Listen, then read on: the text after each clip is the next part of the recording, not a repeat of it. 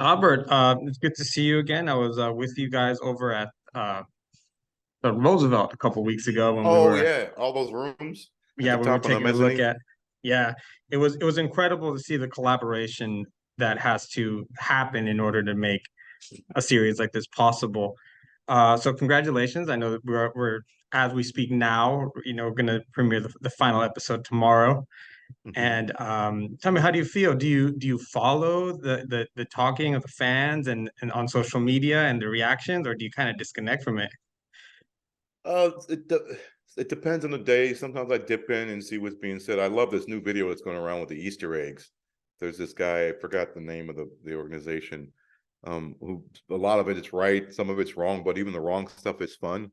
And reading what the audience enjoys, um, because the audience is made up of so many different types. It's a Venn diagram that they all have John Wick in common. It can be gun people, it could be martial arts people, it could be women, it could be Black, Latin, and Asians, it could be action fans. And then there's this weird Venn diagram where they probably don't agree on anything outside of the John Wick universe, and they all kind of agree on this. So it's been interesting. I would say it's like also the absorption of something that takes place 40 years ago and how they take to that, or how they take to like nods to film history, how they take to new characters being introduced or Easter eggs being introduced that are either in the world or outside of the world.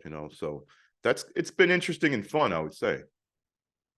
It's great because it's such an art form where it's open to interpretation, and I'm sure that there's a lot of moments where you get a lot of satisfaction from putting something that you thought maybe was cleverly hidden, and that somebody's like, ah, I noticed that too, and you're like, yes, that's exactly what I wanted.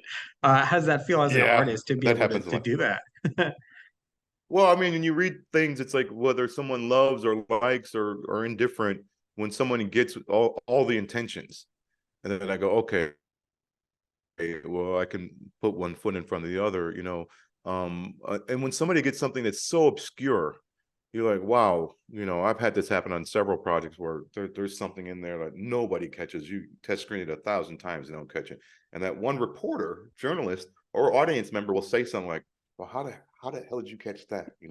Their brain wiring just different. So that's always fascinating to me. And I think, you know, um, as it settles, I'm more interested in the film theorist, and looking at it, and people who are really steeped in film theory. Because at face value, if you're going into the Wick world, no one thinks of film theory, Mhm. or film history. They just think it's a rocking and rolling good time, and God bless them, that's what it's there for. But I don't come to anything without my forefathers and mothers that have shown me something. Yeah, yeah, we heard a lot about that when we were speaking with you and you were giving a presentation. So we got a little bit of an insight, but yeah, it'll be interesting to see what comes from that. One thing I did want to talk to you about is a lot. Sometimes prequels can be dangerous because you already have that concrete fan base, and it would seem like it'd be hard not to overuse cameos or Easter eggs.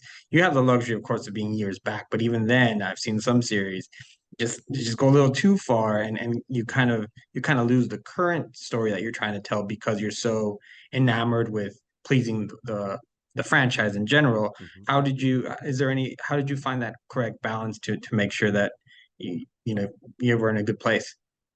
I don't know. It's a tricky balance, and you hope it's in the script first, and with Kirk Ward, the writer and showrunner, and we discuss what we love about the film series and what to pull into the '70s. And there's not a whole lot of like buried Easter eggs. Let's say people theorize way beyond what we put in there, of course, which is funny to us. Um, the balance more is from the new stuff, like, oh, did I put enough music in? Did I put too much music in? Are people going to be distracted by that? Are they going to understand that it's to be taken with a sense of humor?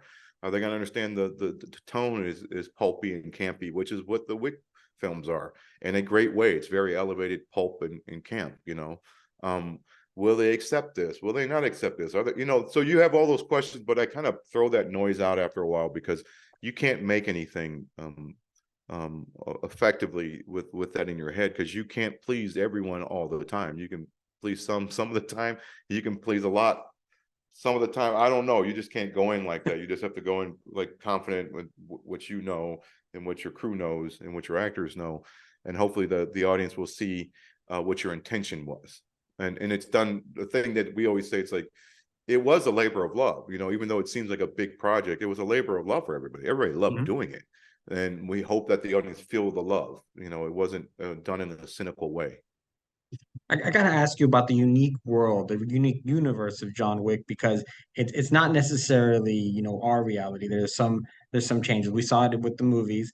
What made it easier? What made it fun to be able to work in that world where you can change a few things where you don't necessarily have to follow certain rules? It was liberating, and that was a big surprise. It was liberating because John Wick doesn't invite in anything that's not in reality. I mean, that's reality.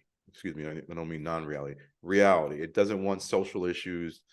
It doesn't want the stuff that we go through in everyday life. It just wants to have a good time with action, and, great grand interiors and suits and wardrobe, hair and makeup. It's like all that fun kind of eye candy stuff with a grounded kind of storyline. So it was liberating because there's no rules to the filmmaking. There's rules inside that world, but how you make that world, there's no rules. It's kind of like balls to the walls. And I think I said it out there when we spoke the first time. The number one rule is you can't bore the audience. Just don't bore the audience.